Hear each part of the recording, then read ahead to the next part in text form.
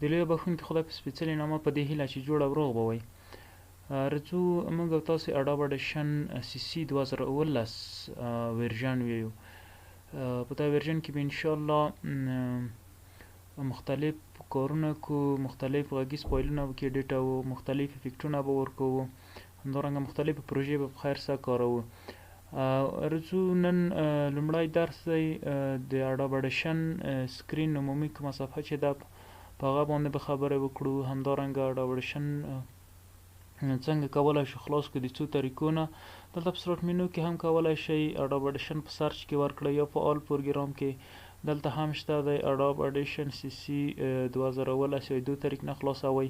او یا هم دلته په ټاسک بار کې تیار شته دی، ډبل کلیک مس پې باندې کوئ اډوب ایډیشن CC 2019 به خلاص شي.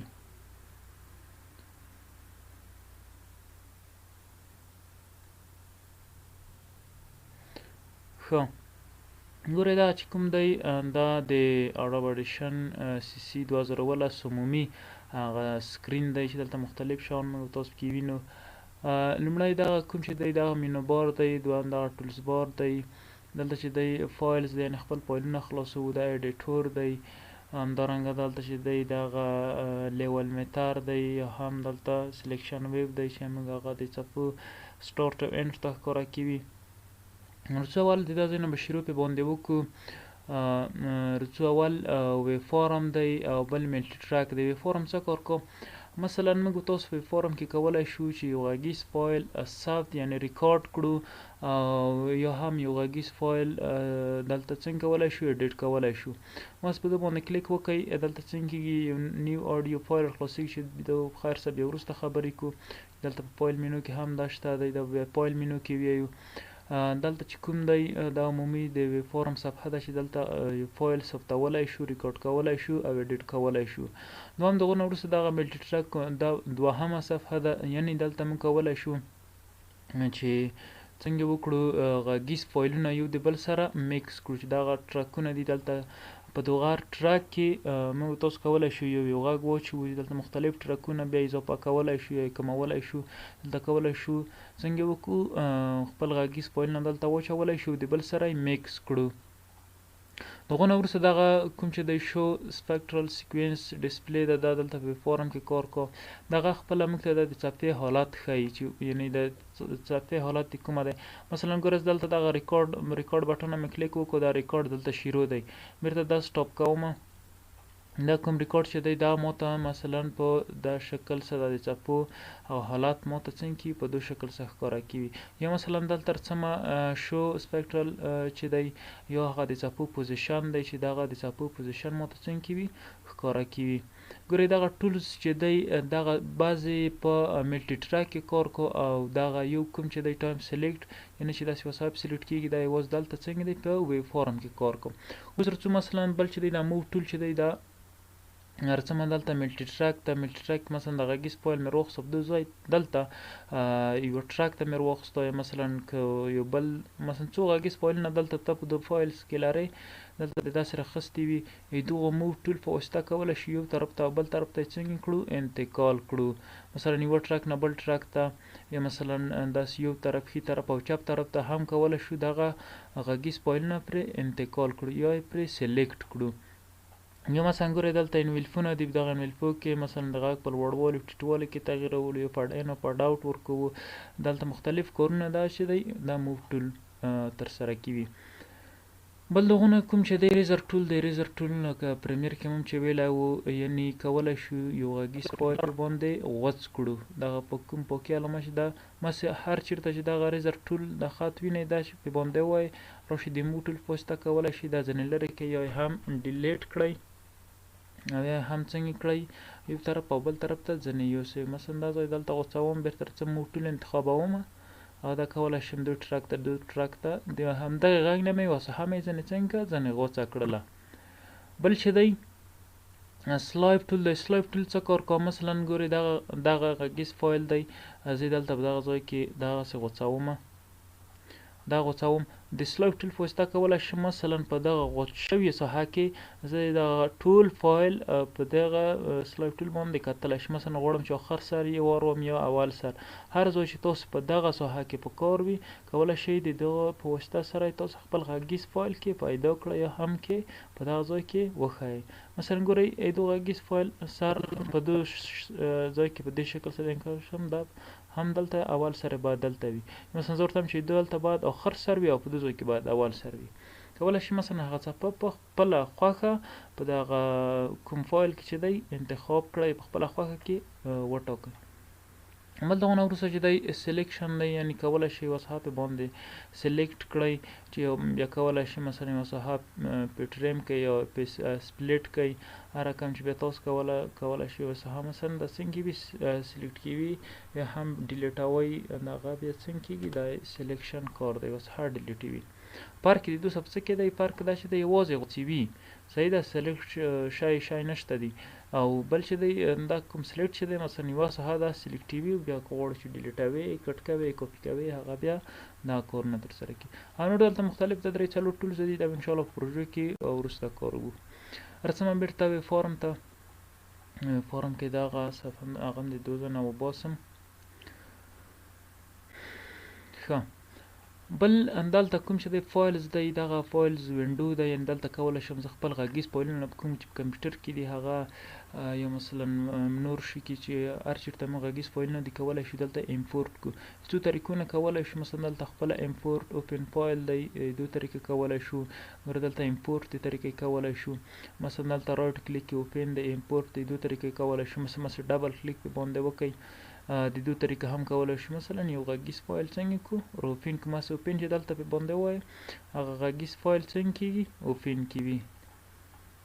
دلته مختلف کولی شو امپورټ د طریقه هم څنګه کړو، یو غږیز فایل دو طریقه هم امپورټ کړو. ګوره دلته څنګه دی امپورټ شولو، خو اوپن او امپورټ دلته توپیر په دې کې دی کله زه یو غږیز فایل دلته اوپن کوم دلته وی فارم ته هم رسي، ایډیټور ته، او دلته فایلز ته هم رسي. کله چې امپورټ کوم یوازې دلته په فایلز کې وي او په وی فارم کې نه معلومیږي. بیا کولی شو د دو طریق نه بیا خپله ورته راوړو، هم خپله هم کولی شو. دلته دغه کوم څو ټولز چې دي دلته اول چې دی فایل اوپن دی، دو طریقې کولی شو اوپن کو، او دو طریقې کولی شو چې امپورټ کو. او بل چې دی چې د نیو فایلز دی چې کولی شو یو نیو ملټي ټریک جوړ کړو، یو نیو آډیو فایل واخلو، یا ملټي ټریک سیژن چې وي هغه کوم چې موږ ثبت کړي په سیژن کې هغه راخیستلی شو. او یا نیو آډیو فایل څنګه کولی شو دلته یو نیو آډیو فایل جوړولی شو، یا مثلا رځو نیو ملټي ټریک سیژن جوړولی شو. البته په دوی کې وینئ ګورئ یوازې دغه صفحې جوړولی شي، دا دلته په فایلز کې هم شته، په نیو کې دلته هم دا درې واړه شته، یعنې چې نوی ملټي ټریک جوړوي یا نوی ویب فارم جوړوي. دلته هم نوی ملټي ټریک جوړوي، نوی آډیو فایل جوړوي، یا نیو سی ډي لیاوټ جوړوي چې دا بیا کولی شي د دې طریقې په سی ډي باندې رایټ کړو. بل د هغو نه وروسته ګورئ دا اوس چې دی غیر فعال دی، کله زه په یو باندې کلیک وکړم دا ایکسپورټ دی یا انزرټ انټو ملټي ټریک دی چې کولی شو دلته ملټي ټریک صفحې ته یې راوړو. صحیح ده، اوس دلته درته وي غواړې نیو ملټي ټریک صفحې ته یوسئ که نه دغه کوم دوه دانې چې تا جوړ کړي لکه مخکې چې ما جوړ کړل، نه زه ورته باید د اول ته یې څنګه کړمه یوسمه. ګورئ دلته په خپله څنګه شو ور انتقال شو. اول چې دی ډیلیټ دی، مثلا غواړم چې دغه ملټي ټریک څنګه کړمه ډیلیټ کړم، درته وي ته غواړې چې دا سیو کړي، زه ورته وایم چې نه.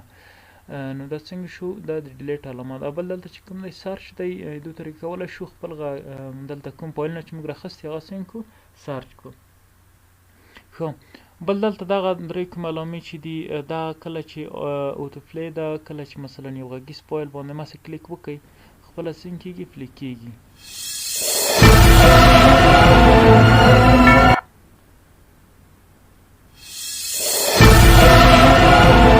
سټاپومه بیرته، یعنی دو وظیفه دا ده چې مثلا دلته موږ غږیز فایلونه راخیستي خو موږ ته معلوم نه دی چې دا اوس څه ډول غږ دی. بیا کولی شي دو طریقه په اتومات ډول یو غږیز فایل پلی کوي. او دا چې دی لوپ دی، لوپ څه کار کوه، مثلا د غږیز فایل یې ور خلاصېږي چې کله خلاص شو د سره بیرته بیا شروع کېږي. او بل چې دی پلی دی، او یا هم سټاپ دی چې څنګه کولی شو پلی کولی شو غږیز فایل سټاپولی شو. ښه، بل د هغو نه وروسته دې طرف ته میډیا براوزر دی چې دلته ټول هغه د کمپیوټر براوزر ماته ښکاره کېږي، او دې طرف ته یې هر براوزر چې خلاص کړی دلته ټول غږیز فایلونه دلته خلاصېږي. دلته هم هماغه درې ټولز دلته هم شته دی. بل دغه نه وروسته همدغه کوم چې دی فډ ان دی او بل چې دی فډ اوټ دی. فډ ان او فډ اوټ څه معنی؟ فډ ان چې دی یعنی مثلا یو غږیز مثلا دا غږیز فایل دی باید څنګه شي یعنی آهسته آهسته په دې شکل سره دغسې آهسته آهسته شروع شي او څنګه شي مثلا دلته راځم باید څنګه شي آهسته آهسته په دې شکل سره ختم شي. یعنی بعضې رادیوګانو کې اعلان کې مثلا یو غږیز فایل داسې آهسته آهسته شروع کېږي او عادي هغه حالت ته ځي او بیا څنګه کېږي آهسته آهسته ختمېږي. دغه فډ ان او فډ اوټ ته دلته یې ټولز ورکړی دی چې دلته انشاءالله بیا فیوریټ کې هم وي فډ ان او فډ اوټ. بل دغه نه وروسته دغلته کوم شی چې دی دا ټولز چې دی دغه خپل امپلیتود دی چې مثلا د غږیز فایل ته دغسې هم سلیکټ کړي امپلیتود یې څنګه کم کم یعنی د غږیز صفحې لوړوالی او ټیټوالی صحیح ده. کولی شم ډېرې ټیټ کم یا هم ډېرې پورته کم د طریقې کولی شو مثلا د غږیز فایل څنګه کړو ایډیټ کړو. ښه بل دغه نه وروسته دا چې دی کله زوم ان دی مثلا دلته کولی شم مثلا دا صفحه مو زوم کړې ډېره مې نږدې کړې کولی شم بیرته عادي حالت ته راولم. بل دغه نه وروسته لیفټ او رایټ دی چې دلته کولی شم مثلا د ښي طرف دغه کوم غږ چې دی دا سایلنټ وي یا میوټ اوس یوازې په چپ لاس سپیکر کې غږ لګي او که چیرې دا کلیک وي یا مثلا ټیک مارک وي بیا په دواړو لاس سپیکرو کې غږ لګي. که په دواړه ان ټیک وي بیا د یو لاس سپیکر نه هم غږ نه وځي. ښه نور دې خوا ته چې څو دغه کومې بټنې چې دي دلته ترانسپارم بټنې دي او زوم بټنې دي. ترانسپارم بټن اول څه کار کوو مثلا دغه کومه بټن چې دا فلی کولی شو دې ته سټاپ یا هم فیوز بټنه ده چې دې طریقه کولی شو د خپل غږ پیوز کو یا هم دلته راځئ مو پلی دا یعنی دغه خپل کوم کلسر اوس په دې ځای کې دی غواړم چې زه څنګه کوم اول سر ته یوسم یا هم آخر سر ته یعنی د کلسر انتقال دی او دا چې دی بیا فریم بای فریم دا څنګه کېږي مخکې ځي یا هم بیک او مخکې او دا چې دا ریکارډ بټنه ده یعنی دلته کولی شو په دغه فارم کې کله چې په دې باندې کلیک وکړې یو غږیز فایل څنګه کېږي مثلا هر څه چې غواړې چې ته ریکارډ کړې د ریکارډ بټن په واسطه سماسې کلیک په باندې وکړې ګورې اوس دا د ریکارډ شروع دی د مخکې چې کوم هغه دی دا ختموي او دا کوم زه چې اوس غږیږم دا ریکارډ یې دلته شروع کړی دی بیرته غواړې چې سټاپ یې کړې دا سټاپېږي ګورې دلته هغه ریکارډ څنګه شو دا د ریکارډ شروع دی د مخکې دا ریکارډ اوس دلته ثبت شوی دی بل یې د موبایل نه وړی خو عموما باید چې موږ تاسو ریکارډ کوو دلته راشئ ایډیټ ویب ته چې دا انشاءالله بیا یې نیو آډیو فایل باندې دلته واخلو یوه نوې فارم باید واخلو په هغې کې ریکارډ وکړو.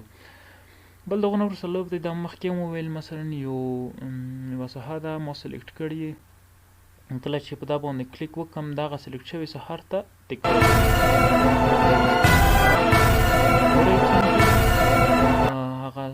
تکرار شوی ساحه دغه ساحه څنګه ده تا تکرار چې یو خلاص شي بیرته دوم ځل دپاره تکراري او بل چې د اسکیپ سلیکشن د اسکیپ سلیکشن څه کار کو یعنی دغه سلیکشن ما پلی کوه او نور ګوره دغه سلیکشن ګام اچوي یعنی سلیکشن نه پلی کوي او نور د خوا ته کوم څپې چې دي دا پلی کوو مثلا هر څومره غټه ساحه چې وي چې دلته سلیکشن ټیک وي سلیکشن نه څنګه کېږي.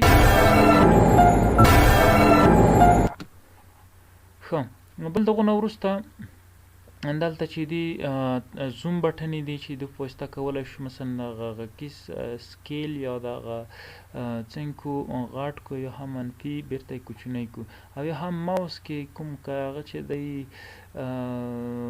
کومه ګراره یا کوم شی چې دلته دي د په واسطه هم کولی شو نږدې او لرې کو یا هم یې د طریقې کولی شو نږدې او لرې کو. بل مثلا دا کومه هغه چې دا ترانسپارم بټن چې دا زوم آوټ فول دی یعنی مثلا داسې هغه د نږدې کړي په مکمل ډول څنګه کېوي زوم آوټ کېوي فول زوم آوټ یا څنګه کېوي زوم آوټ کېوي او بل دا چې کوم دی مثلا یوه ساحه هم سلیکټ کړي دا یوازې د دغه سلیکټ شوي دغه ښی طرف چپ طرف البته چپ طرف زوم ان کېوي او دغه بل کوم یو چې دی دا بیا دغه ښی طرف څنګه کېوي زوم ان او دا یې څنګه کېوي چپ طرف دا یې ښی طرف زوم ان کېوي او بل چې دی دا کوم هغه چې د زوم چې دی دا بیا فقط یوازې سلیکټ شوي ساحه ټوله څنګه کیږي زوم کیږي او دا چې دی دا هم درته وایي چې بیرته ټول فول آوټ کیږي. بل دغونه وروسته دلته اعلان دی کوم شی چې دی لیول میتر دی چې دلته دغه د